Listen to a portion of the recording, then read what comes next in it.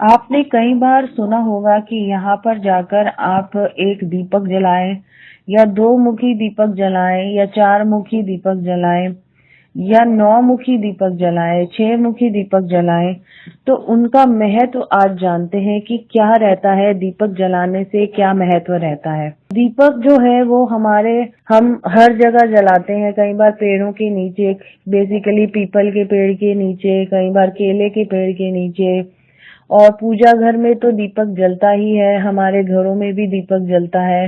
तुलसी के पौधे के नीचे भी हम दीपक जलाते हैं। बेसिकली ये होता क्या है, फायर एलिमेंट को एनहांस करना। जैसे कि 5 तत्व होते हैं, उसमें से अग्नि तत्व भी एक तत्व है।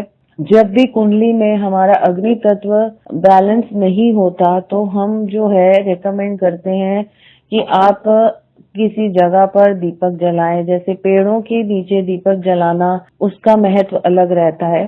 तो आज बात करेंगे एक मुखी दीपक जलाने का क्या महत्व है, ऐसे ही दो मुखी, या हम ऐसा क्यों बोलते हैं कि 4 बातियों का दीपक आप जलाएं।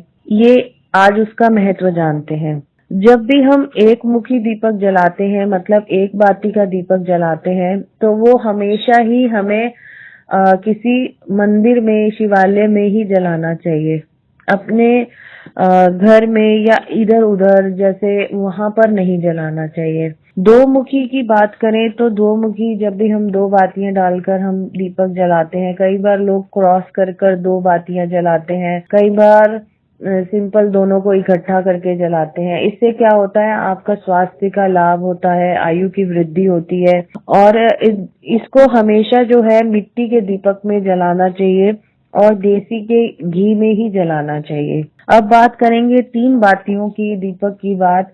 तो 3 बातियां जब भी हम किसी को रेकमेंड किया जाता है तो ये शत्रुओं की जो बाधा रहती है, या फिर कई बार देखा गया है कि ऊपरी हवा होती है या जो नेगेटिव एनर्जीज होती हैं, अगर वो ज्यादा एक्टिव हैं तो 3 बाती वाला दीपक जलाने को बोला जाता है। और ये बेसिकली शनिवार की रात्रि या फिर अमावस्या की रात्रि को बोला जाता है। और तिल के तेल का दीपक इसमें जलाना चाहिए।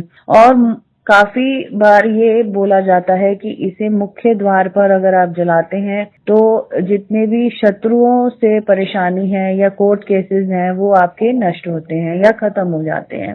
ऐसे ही चार मुख का जो दीपक रहता है, मतलब 4 बातियों का दीपक जो रहता है, वो धन की वृद्धि करता है, कहीं ना कहीं ग्रहों के दोष का भी निवारण माना जाता है।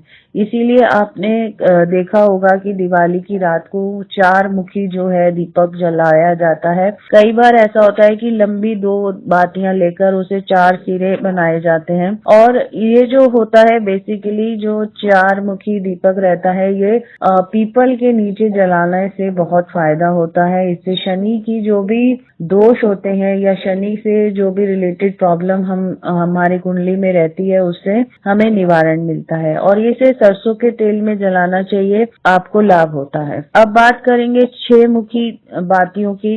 ये 6 मुखी जो बातियां होती हैं, बेसिकली 6 बातियों वाला जो दीपक रहता है, ये संतान प्राप्ति के लिए जलाया जाता है। या संतान को कोई प्रॉब्लम आ रही हो, संतान को हेल्थ प्रॉब्लम आ रही है या पढ़ाई लिखाई में प्रॉब्लम आ रही है, और इसमें क्या होता है, एक बड़ा दीपक लेकर 6 बातियां डालकर उसे या तो तिल के तेल में या फिर घी में ही और सुबह के समय जलाया जाता है 6 बाती वाला। और ऐसे भी कई लोग करते हैं कि 3 बातियां लेकर उसे, मतलब दोनों सिरों पे जला के उसे 6 बातियों में कन्वर्ट कर देते हैं। बेसिकली ये बच्चों के लिए बहुत ही संतान प्राप्ति के लिए, या संतान को कोई इश्यू है या एजुकेशन नहीं हो रहा है तो उसके लिए ये जलाया जाता है। अब बात करेंगे 9 मुखी, जो बेसिकली कई बार बोला जाता है कि 9 बातियों का दीपक जलाएं या 9 मुखी दीपक जलाएं।